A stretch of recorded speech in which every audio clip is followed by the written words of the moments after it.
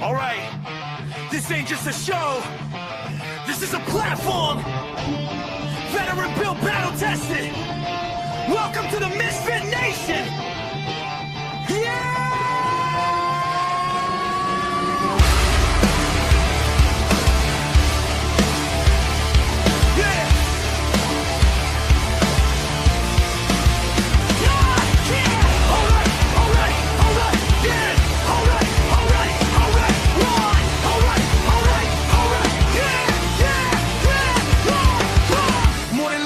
Mic in a room, built from boots on the ground, now we breaking the rules. 2 vets, 1 leader, painting the sound, turn scars into sermons, let them echo around. Authors with truth, musicians with fire, actors backstage chasing something higher. Entrepreneurs bleeding just to get ahead. If you fought for your dream, yeah, you are what you said. If they told you no, if you still came back, if you fell to your knees but you stayed on track, this is your voice, this is your flame. Say it loud, remember the name. No salvation, just elevation. We rise again. From the fight to the end. We are the Misfit Nation. No damn labels, no damn cages. If you're still breathing, you belong. Turn it up. This is our song. Yeah. This is our song. Yeah. Veterans standing with ghosts in the chest. First responders running in while the world second guess. Gold star names carved deep in the soul. Your story ain't over, we carry the whole. Coaches teaching mindset, breaking the chain, turning barely alive into owning the pain. Truth over polish, scars on display. If it's real, let it bleed. That's the misfit play. If it's heavy right now, and the dark feels cold. If it's heavy right now, and the dark feels cold. If it's heavy right now, and the dark feels cold. It's Aubrey right now. We're the more than you know. 9888, don't walk alone. Veterans press 1, bring it home. Don't trade forever for tonight. You're still needed in this fight. We are the Misfit Nation, built from scars and dedication. We rise again. From the fight to the end. We are the Misfit Nation. Every voice is fabrication. From the silence to the scream, we're strong. Welcome home, you belong. You belong. You belong. Alright, you. Alright,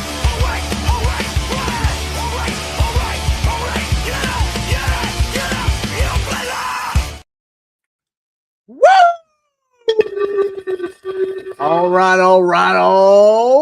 right. It's Tuesday, but before we start, we'll play a little remorse for yet another soldier lost in the fight against Iran.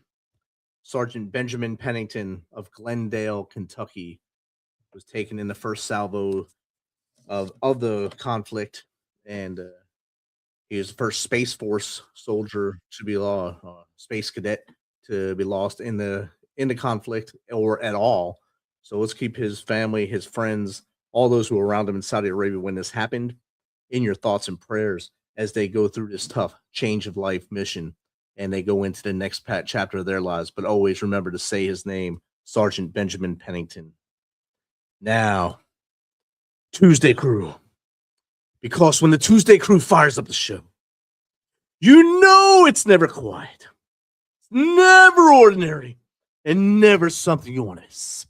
Tonight, we're turning up the volume all the way up to like 11 and a half. As a musician who brings the passion, the power, and the kind of sound that moves people, shakes souls, and reminds us why music is the heartbeat of every great story.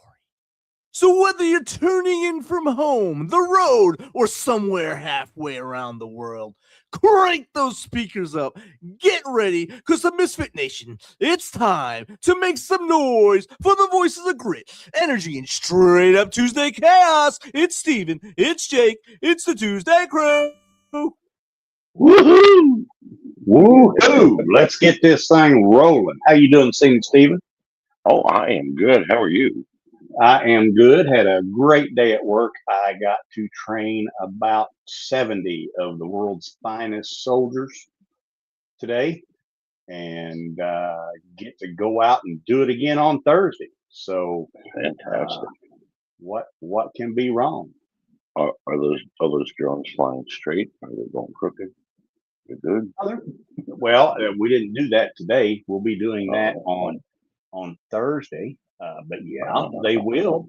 They will. Tomorrow I'm going to go get my horses some new shoes and do that tomorrow afternoon and be ready to start this spring off in the woods somewhere on horseback. Nice. Now, Videos coming. let me ask you, you said you fell asleep during a race Sunday. Did you see Logano crash? Did you see that totals card? Were you happy? No, I had to catch that. I had to catch that in the replay. Well, no, maybe I did catch that. I don't know. Sunday was kind of weird for me. All I know is our man Tyler Reddick. If a couple more things would have went his way, he'd have went 4 for 4, man. Oh yeah. He was definitely on it. He was definitely on it. And if they had another lap or two, I think Christopher Rivella actually would have won that race because he was hot. But that's neither here nor there. We'll wait till next week and see what's going to happen. Yeah, we'll see what's going to happen. Hey, Stephen, you like music, don't you?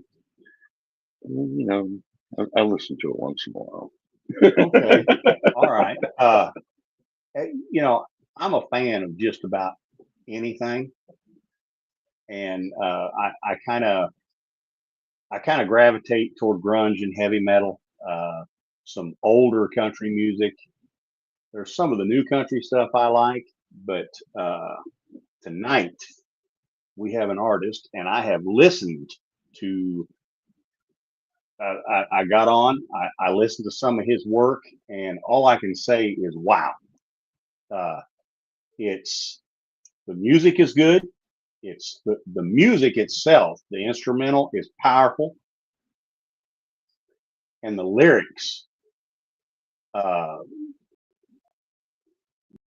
That could have been me up there singing those songs. Well, no, not me singing those songs, but I have a hard time singing "Sweet Caroline" for Christ's sake. The lyrics just reached down and grabbed me, and I mean they were gritty, buddy, gritty. So, without any further ado, we're going to introduce for tonight on the ToosDay Crüe. We welcome Michael Allen. He's a Nashville-based alternative rock artist and a U.S. Army Green Beret whose music blends raw emotion, heavy melodies, and deeply personal storytelling. I will tell you that is true. There's some deep, deep storytelling in his music. He draws his inspiration from 90s grunge and alternative rock, and he writes songs that explore identity, resilience, the experiences people carry long after life's toughest moments. And tonight we're going to dive into his journey from a military service to music, the stories behind the songs, and how creativity can turn a real life experience into something powerful on stage. So without any further ado, let's get Michael in here. Welcome, Michael. Hey, how you guys doing? Good. Doing good. We gave about a 5-cent version of your biography and what you're doing. I'm having trouble hearing you guys. I could hear you talking a minute ago. Uh-oh. Let me see.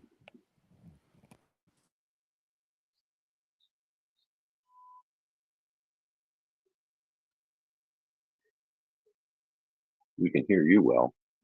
Yes.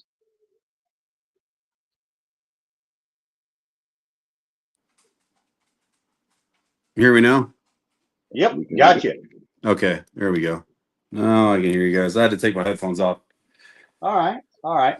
But what we were saying, we just gave a little bit of your bio. If you want to fill us in on the rest I of can't. I still can't hear Jake. Have you got me, Stephen? I can hear you. I can hear you, Stephen. I just can't hear him for some reason. I hear him fine. I don't know what's going on. Yeah, I heard him when we were in the back before we were in the studio. Well, I'm showing on my end that I'm okay. I can hear you fine. All right. Uh-oh. Gotta love Camo. Yes. Gotta love I can try and combo. exit and get back in if you think that'll work. If you guys are fine, it might be on my end. Yeah, go ahead and try that. We'll sit here and we'll chat. There Yeah, you we'll go. chat now. Now I can hear you. Oh, Okay. there you go. Even better. All right. All right. Well, like I See said, if, we did a I was going to get up and start dancing or something just to keep the show going. Get a little Bugs Bunny, you know. Like I said, we did a short intro of you. Won't you just go ahead and take a few minutes and tell the Misfit Nation who you are and how you got to where you are today? Start whenever you wanted and bring us up to now. Maybe it's my headphone. There we go. Now I got you, Steven. Jake, you there? Yeah, I'm here. How weird. Okay, I'll just do it with my phone audio. Okay. Sorry about that. That's all right. It happens. All right. Well, I got you now. This is live interview glitch. It's all good. We just worked through it. Okay. Can you hear Jake now? Jake, say something. You got me? Hello. No. All right. Basically, what Jake said was gave us a 5-cent version of you. Start back from however far back you want and tell us your story. What brought you to where we are today? Yeah. So I was born and raised in Northwest Indiana, in Hobart, not too far from Chicago. Graduated in 2005. Didn't know what I wanted to do with my life. Worked at a steel mill for a few years. I was raised by like blue collar family. They all, pipe fitters, electricians, masons, all that stuff. So I thought that's kind of what I was just naturally gonna gear towards. And then did that for 3 years, and I was like, I need to do something different and just get out of here and see the world and do something exciting. So I joined the Army in 2008. I joined as a combat engineer. Hit a few deployments to Afghanistan early on. First, I was stationed Fort Bragg. I was stationed Fort Carson, stationed Italy. Did some time on recruiting in my hometown. And then 2020, I was like, man, I need to go try out to be a Green Beret at 35 years old because that's a great idea. And I made it. And that brought me back here to Fort Campbell. And now I'm just kind of hanging out, man. I did a couple deployments with 5th Group, and now I'm just waiting to retire. So focusing on music, I figured since I'm close to Nashville, I might as well take advantage of it. Right on. That's fantastic. You do clubs there, and what do you do music-wise when you get there? Yeah, I play a lot of writers rounds. I've done some showcases, and I've done some full band stuff. It just depends. It's primarily writers rounds, which is like you get there and there's 3 other people on stage with you, and everyone's playing originals. I guess the idea is to get heard, but I'm kind of over it, kind of bored with it. So like the goal now is really just to do the full band stuff. So I'm just kind of pumping the brakes a little bit because it's hard to like keep releasing music and it not get the streams or the listens that I want it to get. And really for rock music, I don't think I'm going to find my audience so much on social media. Like I'm going to find them more doing in-person like shows. So I need to get to a point where I can be playing more gigs regularly with guys that want to be in the band. Because I just think that's how I'm really going to get the music to spread. It's more about like the in-person experience than it is just listening to it on the radio. That's what I was going to ask. Do you actually have a band, or do you just make music and put out music? So I have guys that I play with, but we're not like a band. They're like hired musicians for the most part, I guess you could say. And it's really just because when I do decide that, hey, like I want to be a band, I need like a level of commitment that matches mine, Right. Because right now it's just like, it's just me, it's just my name. And I'm all in, like it's something I really want to pursue after the Army. So I need to make sure I find the right guys that want to join that, and have the same mindset. I'm sure there's plenty of folks out there that are willing to do that, because you look through the papers and there's always, I still and on can't hear social you. media, there's always musicians looking for jobs. What Jake said, there's always musicians looking for jobs. You know, check out on social media and everything. Yeah. You just have to have that right fit. You know, you have to Sure. find guys, sort of like Bon Jovi. You have to find guys that want to be in a band named after yourself, and that's it. Yeah.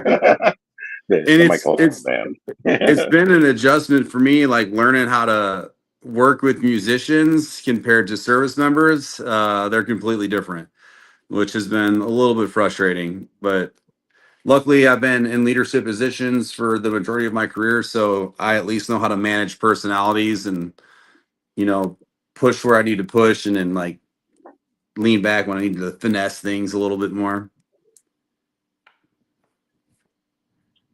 Completely understand that. You got to get it perfected.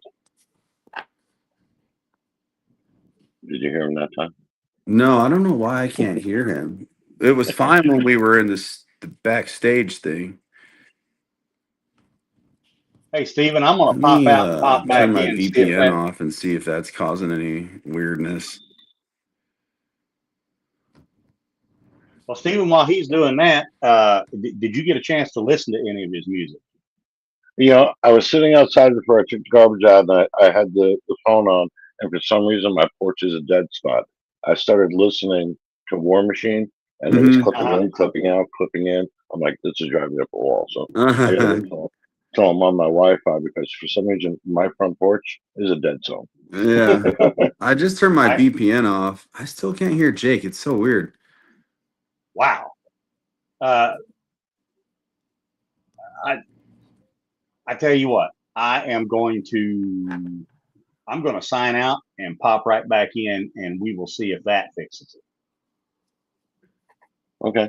Bye, Jake. I'll be right back.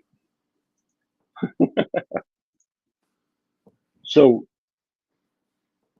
what else are you planning on doing when you get out? Because, you know, music, I understand, is big front, but you have some other place to make money in case.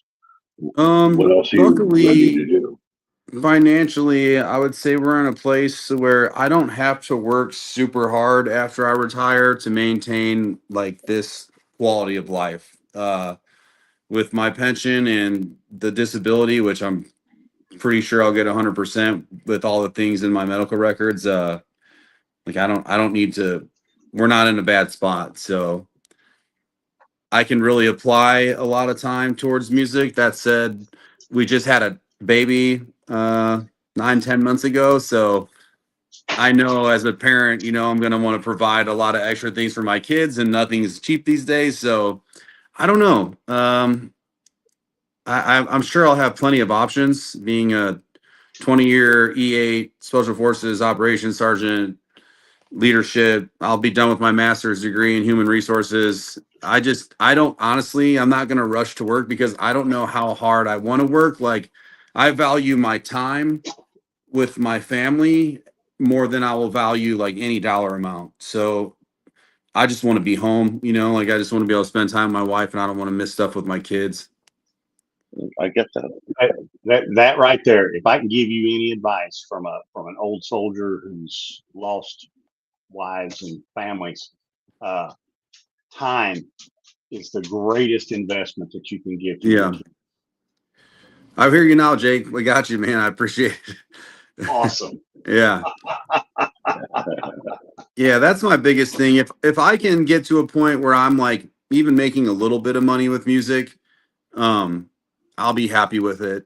I do think I will want to find something that's equally fulfilling. I've threw the idea around of being like a JROTC instructor for a few years, or doing some kind of instructor position where I can work with the youth, because I think like the youth of America is the most important investment, you know, my kids being that priority. But if I have the time to give towards teaching leadership and, you know, kids how to just be good citizens to America, like I think I could still use all the things I've learned throughout my military career, but apply it there to kids that are really in their formative years. Yeah. cool. That's Now, definitely a plan. now, Stephen may have already asked this. Did you get into music when you were young, or is this just something that just came to you?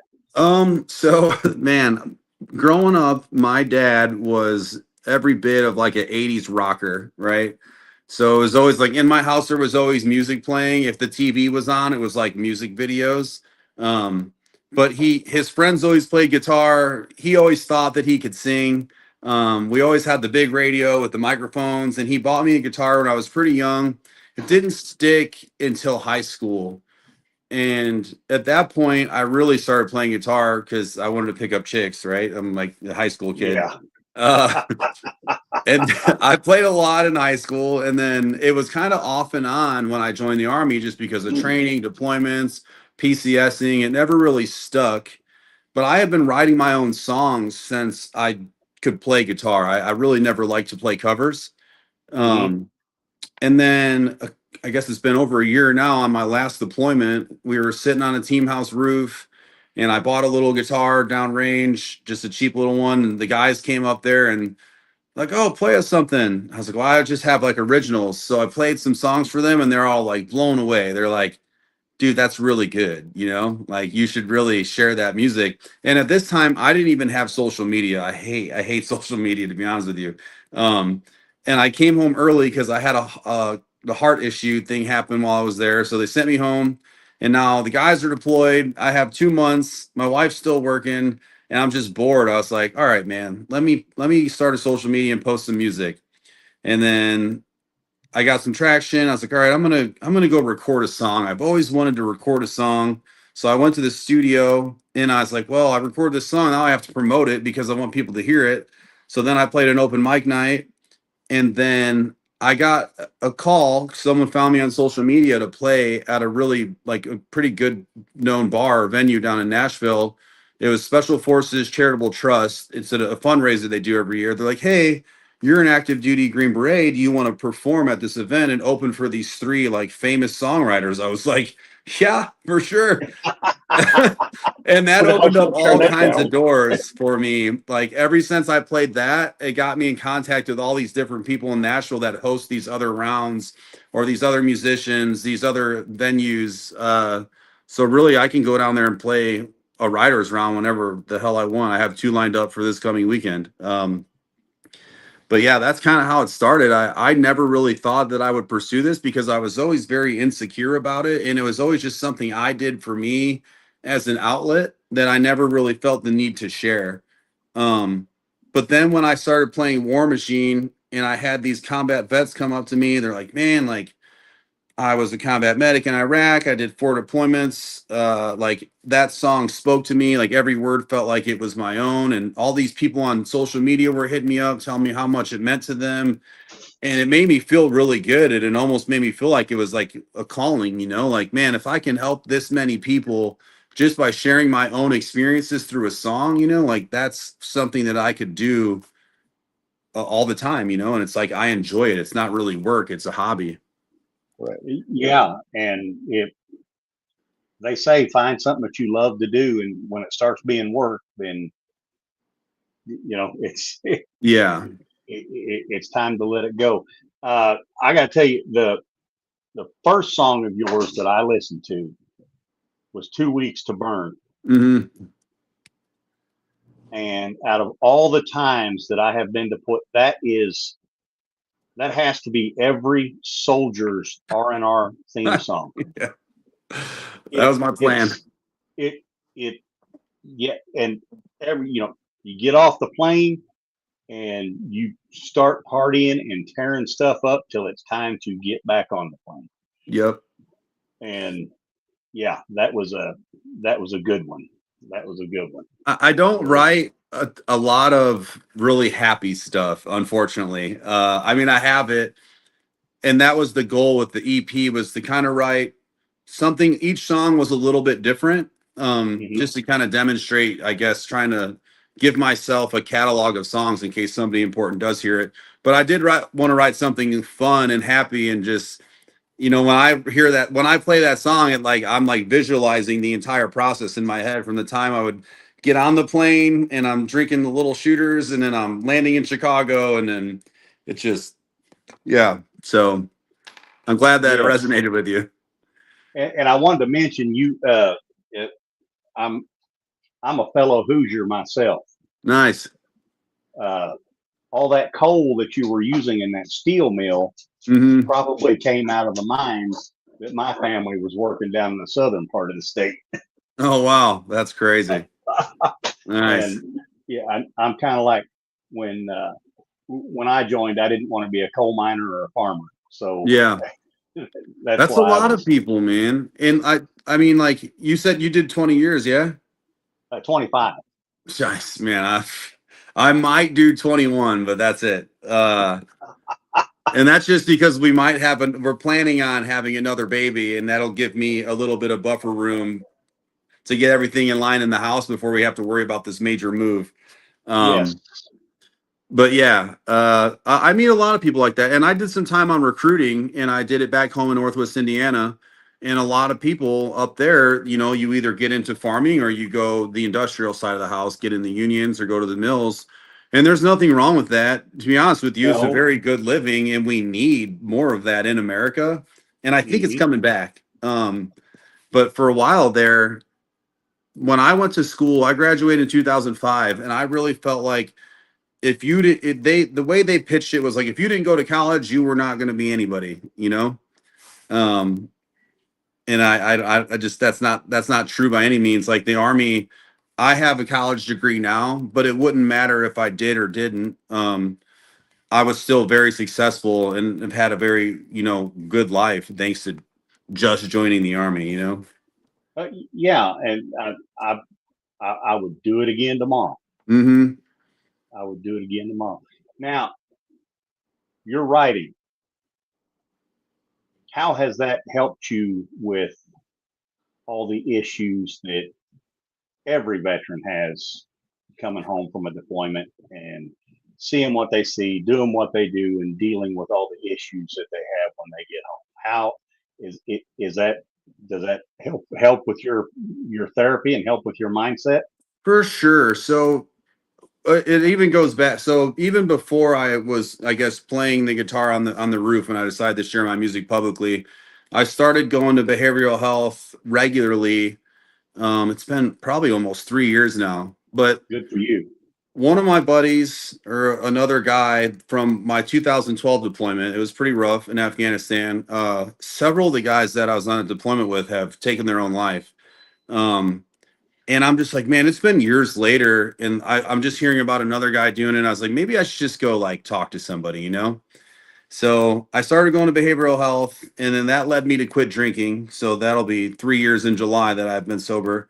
Fantastic. And honestly, and this all will come back to writing, but I was really struggling with, there were so many things that I thought that I was okay with because I was drinking. And then when I got sober, I realized like I'm not okay with all these things. And it's like from childhood trauma to, you know, deployments, like all the things. Yes. And I was like, I felt like just my head was going crazy and I couldn't just be present. You know, I couldn't just sit somewhere and not think about anything else. So I literally Googled one day how to be more present, and it says play an instrument. So I was like, oh, I have a guitar in the closet. Let me go blow the dust off this thing. So I started playing the guitar, and it's always been a natural thing for me. When I play a melody, it's just to relax. It's like therapeutic. And then I'll hear something in my head, which is like what I'm going through emotionally. And I'll just kind of start singing it. And then it will become a deliberate process of like writing a song and putting my emotions on paper. But a lot of times, especially early on, songwriting give me the opportunity to say things in music that I would never be able to really have a conversation about. Now I'm getting more comfortable having these conversations because I'm on these stages, I'm sharing these stories with people, I'm having these conversations, but it helped me open up, you know? Yeah, most definitely. And you know, you're telling your story, plus especially in these 4 songs. The 4 that are on Ward Home, Two Weeks to Burn, Jar of Flies, Blood, Lingering Love. As a veteran, I could see myself in all four of those songs. I mean, it just, yeah, they grabbed me and they hit kind of hard. It makes me. They are emotionally heavy, but it makes me feel good that you can relate to them, because that's the goal, right? As a songwriter trying to get listeners is to pull them in, so that it's like my story is your story, essentially. So I try to write things that are somewhat open to interpretation, so that your mind can process it however, whatever experiences you had in life. And hopefully, some civilians, that listen to it, maybe that'll kind of give them more of an insight into the mind of a soldier. Yeah, that's what I'm hoping for. So if it does nothing else but help others that are going through similar things, or help raise awareness, to the civilian population, like, I would consider that a successful career in songwriting. Like, I don't need a bunch out of it. I would love to play for massive audiences, but even if I just played in intimate settings in smaller rooms where people were really there to listen, and that I have time to share the story behind the song before I play it, that's the most enjoyable for me.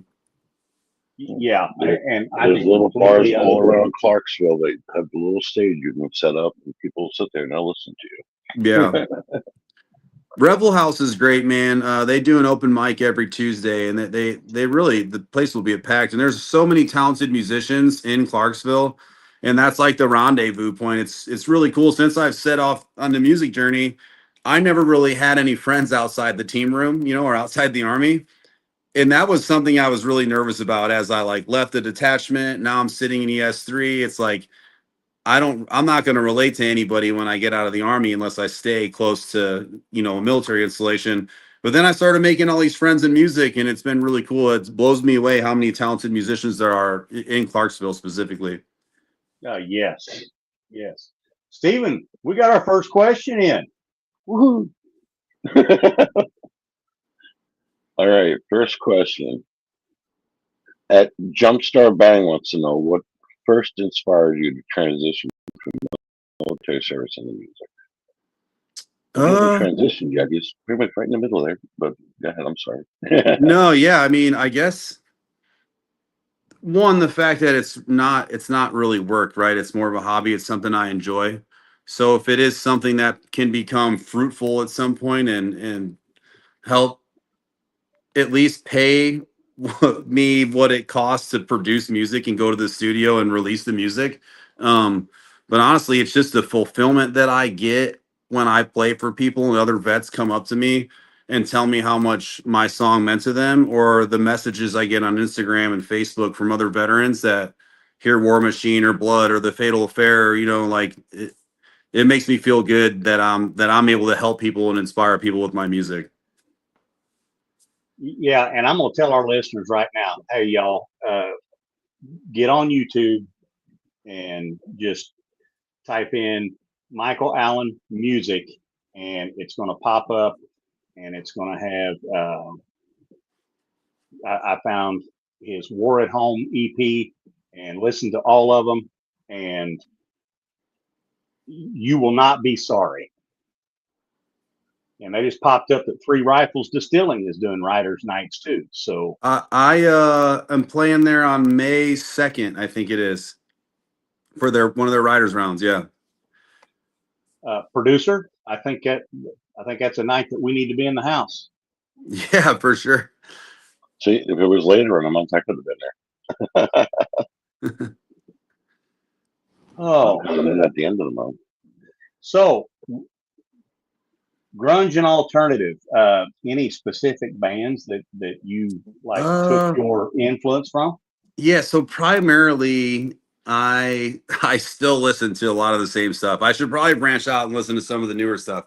But Alice in Chains, Soundgarden, Pearl Jam, Nirvana, like all those late 90s, early 2000s, Stone and Temple Pilots, Bush, I live in that genre, and I never meant, a lot of people like, you sound like that. I never meant for that to happen. I think just years and years of driving around and screaming their music at the top of my lungs while I was Yes. Like we all singing, do. Yeah. is how that came about. But I'm cool with it because I've been meeting a lot of other people and listening to some other music, and I really think that rock music is going to come back. And I think like grunge is still going to have that underground feeling for a little while, and then it's going to blow up. We just need to get through this country pop phase. Yes, and I'm a little bit older. You A know, little bit. I was shut up. I was raised on, you know, Zeppelin and Black Sabbath Mhm. and all those, but And Buddy Holly. Stephen, but friend of mine, we were deployed, and every time we'd go to the gym, he had a radio, and he introduced me to Bush and Nice. Stone Temple Pilots, and I really started to like the genre, and I love it now. Yeah. I love it. I just released a new song. It's called Automatic, and I really tried to take myself out of my comfort zone lyrically and vocally. But I've had 3 different people tell me so far that in that song, specifically just that song, that I sound like a young Ozzy from Sabbath in some parts of it, not like the whole thing. I'm like, dude, I'll take that compliment any day. Well, Jeff. Nice. Still, yeah. Got a question in here. Got a couple. Go ahead, Stephen. Oh, At Big Boy Pants Worn Daily wants to know, how does your experience as a Green Beret influence your songwriting and storytelling? Thank you for that question, Big Boy Pants Worn Daily. I think it just adds to my story, you know, like I've got to go through some pretty unique experiences since I came to, you know, to special forces, and nothing crazy like back in the day, but just even the whole process of going to selection and going through the qualification course and then some of the deployments I was on. It's definitely a unique experience. So it gives you some perspective on things, and going to other parts of the world, seeing different things. It just gives me more to write about, man. Like, yeah. Now we got one more. It went on and went on. The King Sapper wants to know, what engineer unit were you in? Have you ever participated in Best Sapper? Man, so I was with 57 Sapper Company at Fort Bragg, the Rough Terrain Company. And then I went to Fort Carson. I was with 4th ID when they had their light brigade out there. Then I was with 173rd. And then I did my platoon sergeant time at 3rd ID. The only time I was going to do Best Sapper, because I went to Sapper school in 2011. I was actually at when they did the original Surviving the Cut. You'll see me on there a few times. But I was going to do Best Sapper after the 2012 deployment, but they canceled it that year because of funding. And then I PCS to Italy. gotcha. That's we went out there. Our boss was he was a retired engineer sergeant major, and we had trained some engineers and some tasks for Best Sapper. Nice. So, hey, let's go out and watch the competition. So Yeah. I went out and watched that's a good competition. Yeah. That's a rough one. I couldn't do it is, now, man. I couldn't do it now. I'm too beat up. So, just where can people find your music? So it's on all major streaming platforms under just Michael Allen. And then if you go to my social medias are all The Tactician Musician, because Michael Allen is just, there's too many of us. Yes. But yeah, I found that out. Spotify, Apple Music, YouTube Music, Amazon Music, all the big ones it's on. I have a website, thetacticianmusician.com. You can purchase stuff off of there. You can purchase it off of iTunes. Yeah. So I try to, the goal is to release 3 more songs this year, but it's hard financially. I try to like sell merch, right? I sell t-shirts to fund the studio time, because definitely not cheap, but we'll see how much more I can get released by the end of the year. So, That's cool. what have you thought about putting in a home studio? Yes, but right now, even though I have a pretty large home, every room is occupied. And the one spare room that I could use is probably going to be our next child's room. So I don't even want to get settled in it. Right now, I have my electric guitars. Our walk-in closet is ridiculously big, but it's like soundproofed in there because all the clothes are on the wall. So I can go in the walk-in closet, just turn my electric up and jam. Nice. Yeah. Nice. So that's my studio, the closet. You ever open up the garage and sit, just inside your garage door and jam, and then like have the neighborhood show up? A little bit. I had a buddy come over a couple weeks ago and we were rehearsing. I played a show down in Nashville, and we played in the garage. And like honestly, a lot of the little kids were like coming over and just watching and stuff. Because I mean, like we're a neighborhood where we're in a cul-de-sac. You can just open the garage door and we know all the neighbor kids and stuff. So they're all like looking and dancing and stuff. It's pretty funny. You never know. You might be inspiring the next. Yeah. You might be inspiring a Grammy winner.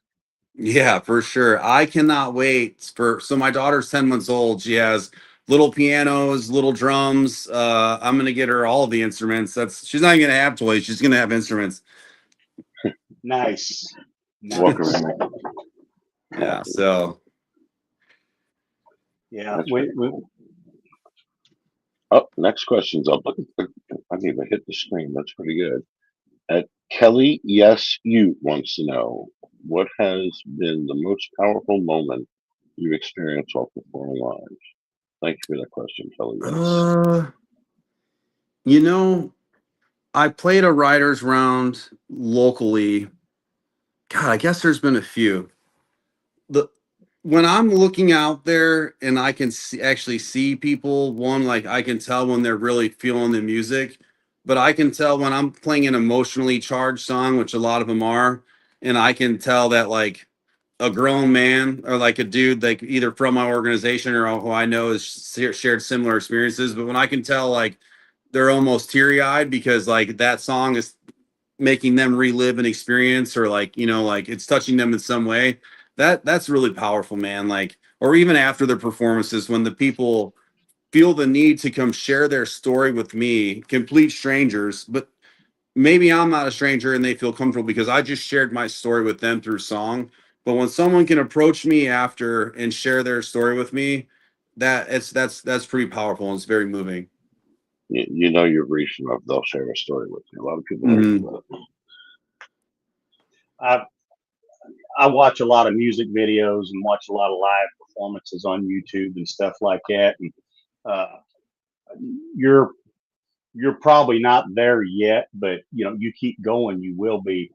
And my favorite part is when an artist or a band starts to sing, and then the crowd drowns them out singing back to them. Yeah. That is.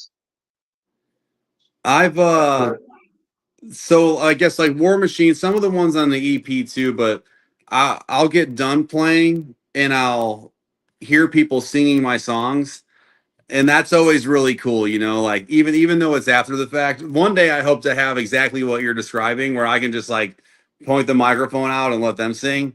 Yeah. But there will be times where, and even a couple of my buddies, they came and did some video stuff for me. They're like, dude, like guys were leaving your show and they were singing your songs. And I was like, man, I didn't know that. And that made me feel really good because the biggest, like one of the hardest things is I need to write music that sticks and that people can go back and sing. It gets stuck in their head, and that means I'm on the right track. So someday people will be singing along with me by the thousands, hopefully. Definitely on the right track when people are hearing you sing and then they're singing the music as they're leaving. You touch something that they remembered and they were singing it. So that's pretty cool. Yeah. It was.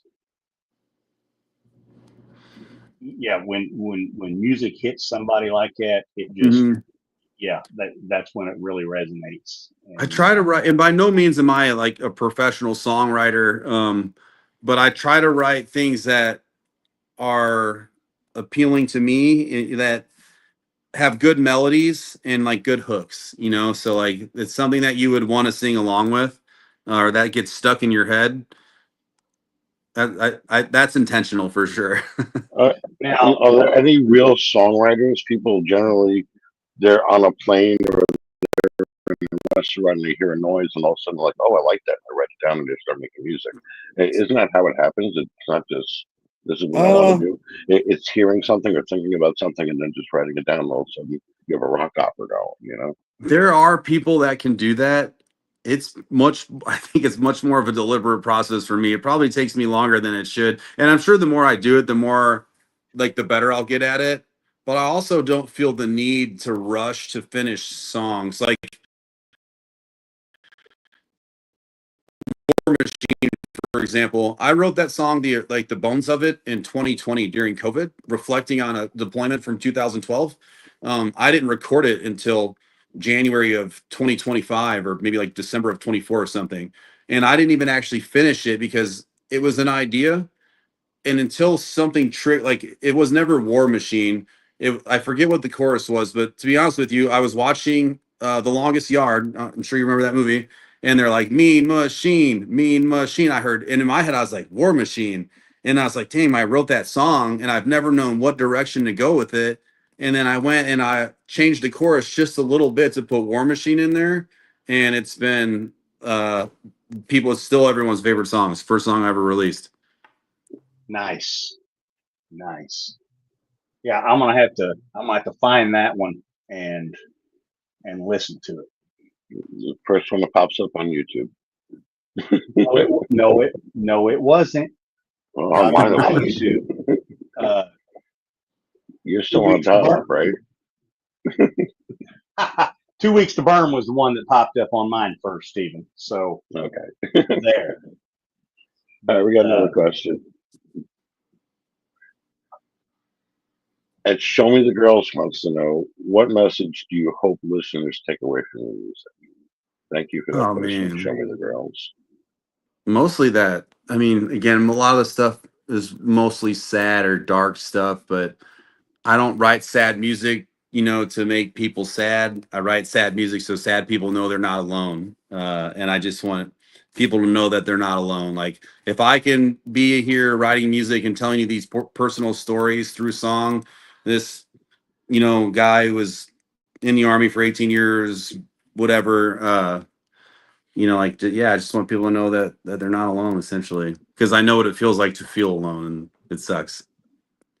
Yes, it does. So, do you have dreams of touring, or are you just going to try to stay small? Or Man, I would like to be able to tour. That's the goal, is to just share my music with as many people as possible. And again, I think I reach people more through live performances than I do just sharing a crap video on social media, or I hate the era of making music videos where people make a video and I do them, right, because I have to. But if I just post a video of me playing the guitar live, it doesn't get any views. But if I make a music video where I'm lip syncing the studio version it gets tons of views, right? So, but when I actually play live shows, and then I interact with people afterwards, that's when I'll see my streams start to spike, and like I'm actually getting listeners and people are following me on Spotify or Apple Music, not just on social media. okay. Yeah. Well, hopefully after tonight you'll see a jump like that, because we've said YouTube and all that so many times. Yeah, I hope so. This is what I found first, and Jake arguing with me. So like, oh, let me go see what I found first. Yeah. Now, you mentioned Spotify and Apple Music and all that. Are you on iHeart? I don't know. I've never actually checked. Well, I will look for you. Okay. So, I will check that out as soon as we get off of here. Yeah. It's hard to do all of the things myself on my own. I'm a musician. I'm a songwriter. I'm a promoter. I'm a performer. Like, I book all my own shows, like trying to do all of it, and then my own publisher putting my music online. Like, I hope that I can find a label at some point that can help me with these things, because the first thing I would hire is a social media manager, so that I don't even have to log in to Instagram or Facebook or any of that jazz anymore. Yeah. This is how I'm feeling today. This is what I want you to put up with my thoughts of the day and go. Yeah. The amount of time I waste trying to make posts for social media, that I will say is the work part of music, especially nowadays, that I very much don't like to do. But you definitely got to find somebody. Yeah, in today's world, that oh yeah, sad to say, that's about the only way that you can do it. It is super necessary. Yeah, I know I'm guilty of it. I don't like doing it. Now, I'll get on there and I'll watch stuff, but I don't like creating content. Mm-hmm. And I don't think you do either, do you, Steven? No, nobody needs to see this face live on anything. I don't know how we do it here without people screaming. Exactly. So, I can't stand the sound of my own voice on a recording. That bothers me. I sound totally different on a recording. I can't stand it live. See, that's what I'm getting at. Funny part is I struggle with listening to myself sing on my recordings. Like, I don't really like the sound of my own voice. I just started trusting other people when they tell me I sound good, because for the most part, I'm like, dude, I don't sound good. And then I finally started believing people. When people tell me I sound good, and it's like my friends and family, I just automatically assume that they're being nice. But when complete strangers and people that are from out of town just traveling through Nashville, like, go out of their way to tell me that I sounded really good, I'm like, oh, maybe I do sound okay. All right. Hey, our producer just texted me, and I think we've got a little bit of time. He is going to try and play Fatal Affair. Cool, yeah. So we'll see if we can get that up there. And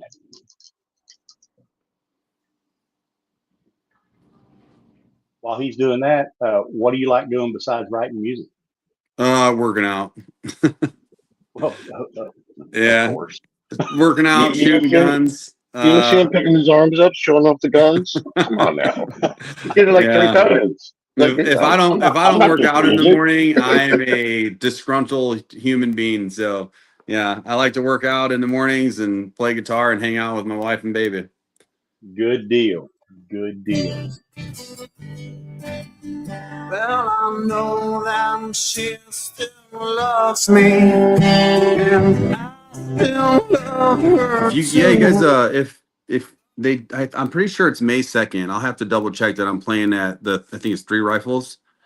Is that what it is? Three Rifles Distillery? I think that's what it is. Okay, yeah. The guy who's hosting it, he's in a local band too. He hit me up, and I'll have to check and see. But yeah, I think it's May 2nd. I have it on my calendar. Okay. All right. Well, we're going to have to work on music coming through. Okay. I don't know exactly how to do that, but hey, We'll figure it out. We'll figure it out. The next time you're on after your first world tour. Yeah, for sure. Oh yeah, hey, definitely keep us in mind once you do your first world tour, and if you need a press guy with you. Yeah, I will definitely. I'm all about giving back, man. I've done so many of these podcasts, so it's like, but I will gladly, like, I'll remember the ones who were willing to have me on their podcast and help me promote my music, because there's a lot of people with massive followings that won't bat an eye at me. And eventually I do believe that they're going to hit me up, and I'm like, I sent you a message 3 years ago and you ignored me. So you're good. See, this is what we're all about. We're here to promote you. We're here to promote you. I appreciate it. Songwriters, everything. If some of your followers subscribe to our podcast, and some of our followers subscribe to your music, it's a win-win for both of us. For sure. Yeah. So, and that's if people would just understand that, go for success in your fellow man. You want your fellow man to be successful, or woman, and you promote them, they promote you, and the world becomes a better place. Yes, sir. Well, hey, we're winding down here a little bit, and this hour I've had fun this hour. It's this has been a good show, Stephen. It has. What do you think? It's been a very good show. I enjoyed it. We've got a few things. We've already went through how to contact you. We went through where your music can be found, and Rich has got all those posted in the chat. And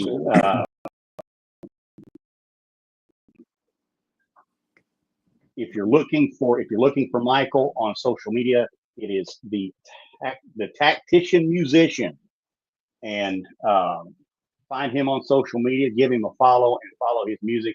Folks, get on there, listen to his music. It is amazing.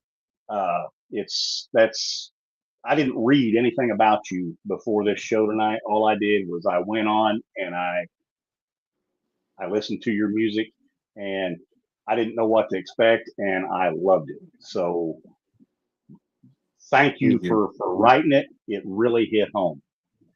Now we have a question for you. You've already answered part of it, but it's one question in 3 parts. And what are 3 things that Michael has to do every day that are non-negotiable, or your day just is not a good day?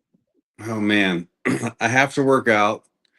I have to. I work out in the morning, and I specifically work out early because I love to come home before I go to work, and I have breakfast with my wife and my daughter.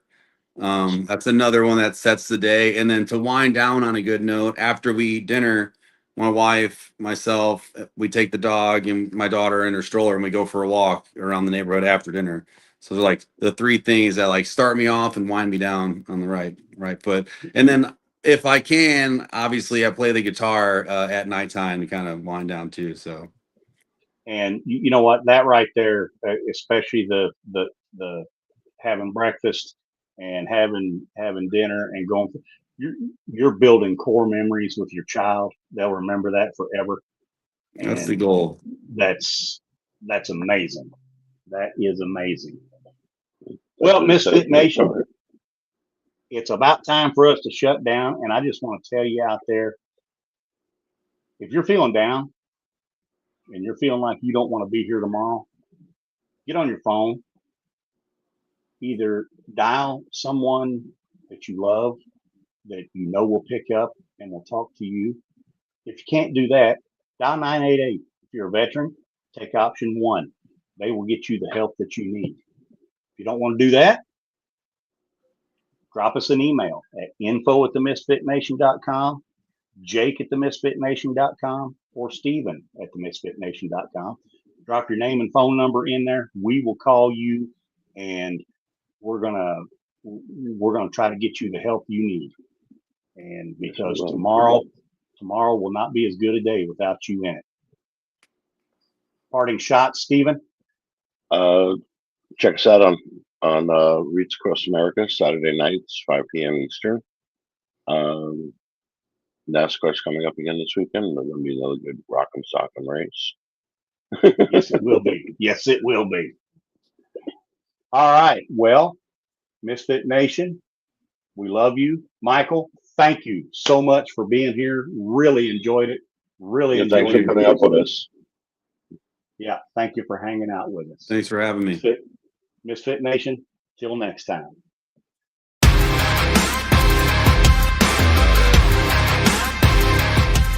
Thanks for checking us out and being a part of the Misfit Nation show. Don't forget to visit our website at themisfitnation.com.